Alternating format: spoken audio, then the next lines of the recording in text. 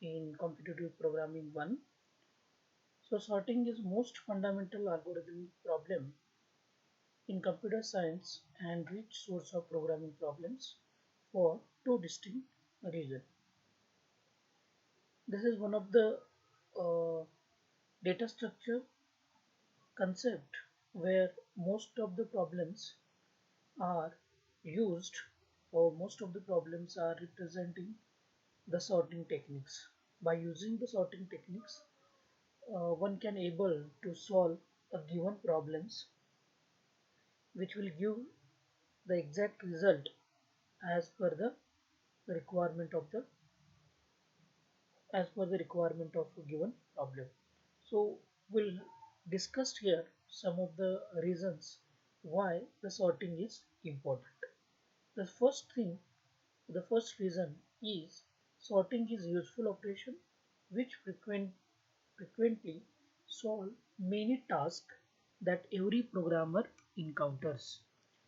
Here, the first reason it suggests that it efficiently used or efficiently solve number of tasks or the number of problems which the programmers may facing during their solution.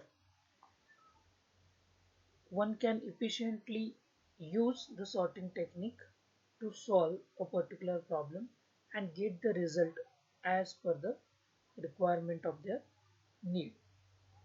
Second reason is literally dozen of different sorting algorithms have been developed, each of which rest on a particular clever idea or observation. If you see about techniques, sorting techniques, you will find there are different kinds of or huge number of sorting algorithms have been developed and which have been used to represent on a particular problems. With the help of the sorting techniques, one can understand which sorting technique has to be used to solve given problem. That means the clever idea or observation which will needs to use which technique or sorting technique have been used or has to used to sort a given problem. Apart from that, in this unit we will going to be find or we will going to review the primary applications of sorting as well as theory behind the important algorithms. Here in this unit we are going to find out the needs of this sorting technique or the application of this sorting technique and what the most important thing is why this is used or why this is considered as an important algorithms. Most algorithm design paradigm leads to interesting sorting algorithm including divide and conquer, randomization, incremental insertion and advanced data structure. If you see what kind of algorithm are used over here are uh, divide and conquer, randomization, incremental insertion, and there are the different criteria are there where we can use the sorting techniques. Now we'll discuss about some of the applications where we can use the sorting techniques. First, we'll start with the some of the interesting thing is uniqueness testing. So this is one of the application which is used for the sorting techniques. So what is this? It will represent about how can we test if the element of a given collection of items are all distinct. Uniqueness testing is deals with the representation of uniqueness or the what we can say here is that one can have a different representation or the different elements within a given set of items. We need to find whether they are distinct, whether they are unique or not. For that purpose, we are using the uniqueness testing. So how we can do this? We can do this testing by sorting them into either increasing or decreasing order so that their related items will fall next to each other. Uh, One can use or one can test this uniqueness by representing the elements within the set by arranging them in increasing or decreasing order. If some of the elements are common and some of the elements are the same, then they will represent next to each others. So we can easily identify them whether they are duplicate or not, or whether they are same or not. So one pass through the element testing if s of I is equal to s of I plus 1 for any 1 less than equal to I less than n, then finish the job.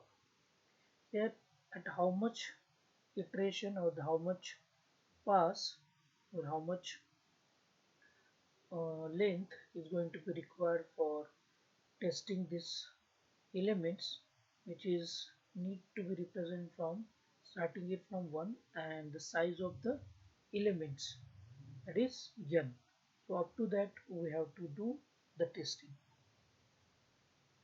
So the unique testing is basically representing about the represent the element from increasing order or decreasing order so that we can distinguish them from each other. Next is efficient searching.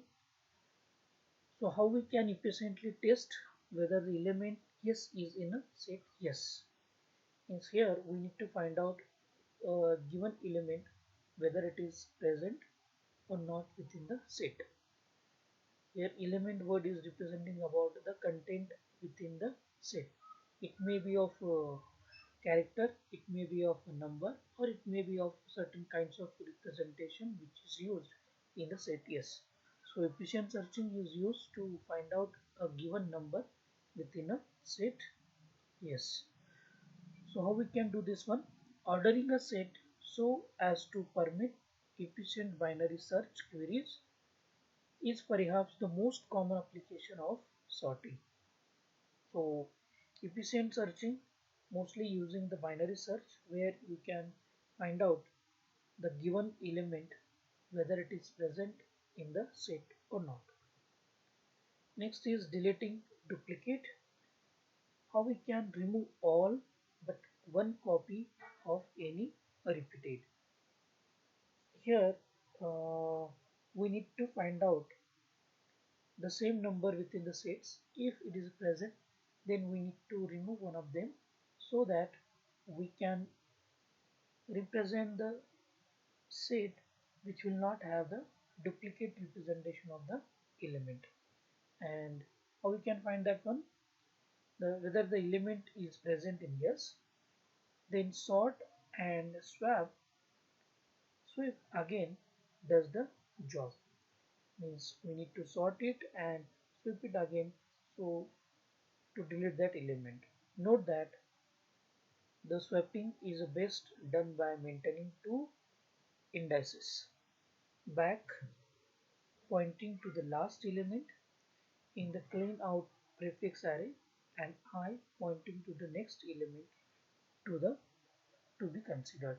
So how we can do this by swapping is maintaining the two indices. That means we are maintaining here two sets or the two array elements where the back will be pointing to the last element of this prefix array where R is pointing to the next element within the sets so that we can maintain the sequence or maintain the sorting of that elements within the sort. That is if s of back is of s of I, the increment back and copy s of I to the s of back. Here we can increment the back and we can represent that copy within the s of I. Next is prioritizing events. Suppose we are given a set of job to do, each with its own deadline. Here, priority wise, we can set the elements within the sort so that within the deadline we need to finish a particular job so that we can able to find or so that we can able to go with the another job, another work to complete it. So how we can do this one? Sorting the item according to the deadline date. Here the example which is given here is a date. You can assume any related criteria or any related conditions. It may be of having a it may be having of length, or it may be having of size, it may be having of number of iterations.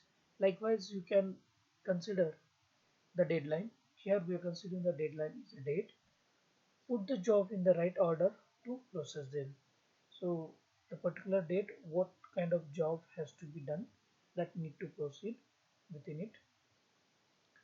So here the priority queue data structure are useful for maintaining calendars or schedules when there are insertion and deletion, but sorting does the job if the sets of events does not changing during execution. One may understand about the priority queue where we can maintaining the scheduling of a particular job by inserting and the deleting of the work. Here the sorting which will does this job if the sets of event is not changing during the execution. Yes, it will having a static representation. Then sorting technique has been used to represent about the prioritizing event. Next is midden or selection. Suppose we want to find the kth largest item in the set yes.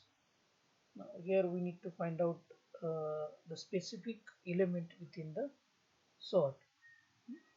That means kth element or the kth largest item in the set yes. Once you do the sorting, after sorting the items in increasing order, this follow sites in a location yes of k. Oh, once you did the sorting by increasing the order, and I need to find out the kth element, then I can you find out its location. This approach can be used to find the smallest, largest, and the medium elements as special cases.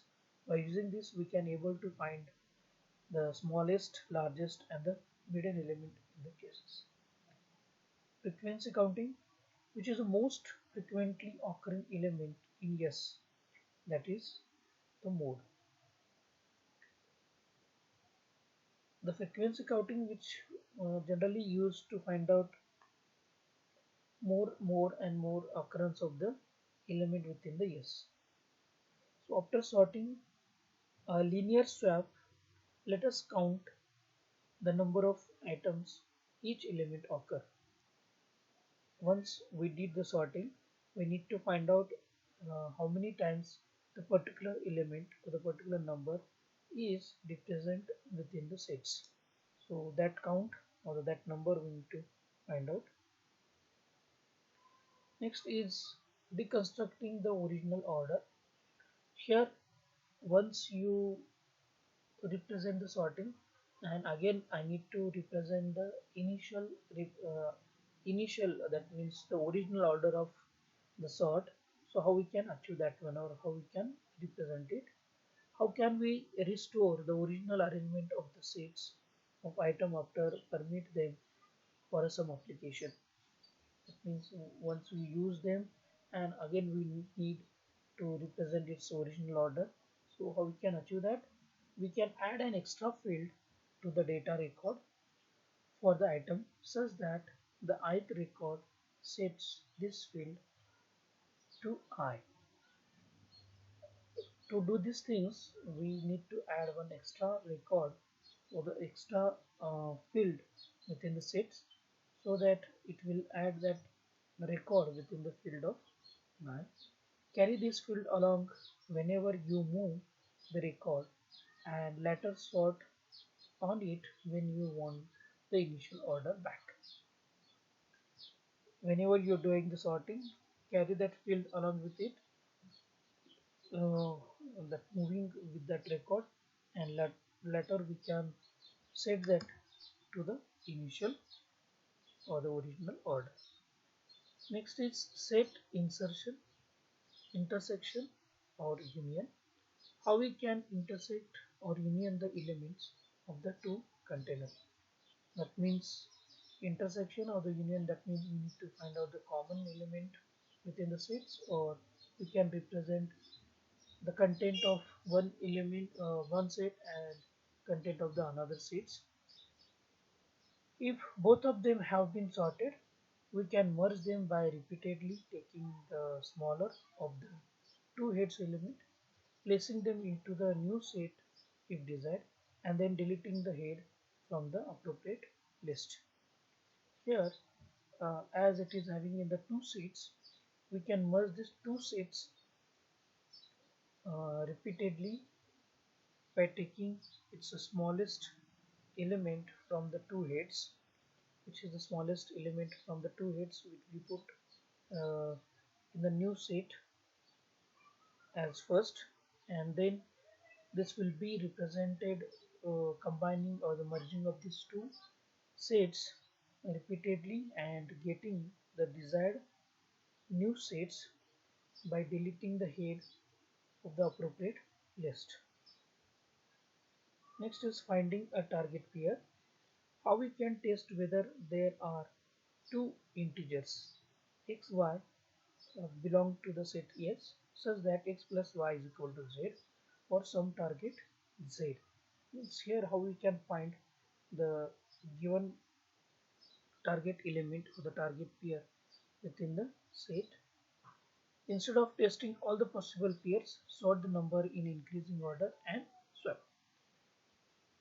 While finding the target pair, we not required to test all the pairs, just only we need to sort them in increasing order and do the swapping. So this will be done by as s of I increases with I, it possible partner j such that s of j is equal to z minus s of I decreases. This is the way you can able to find out. Another thing is that thus decreasing j appropriately as increasing the given a nice solution. Instead of representing in the decreasing order, you can use the increasing order, which will give the better solution to uh, solving of this finding a target pair. Thank you.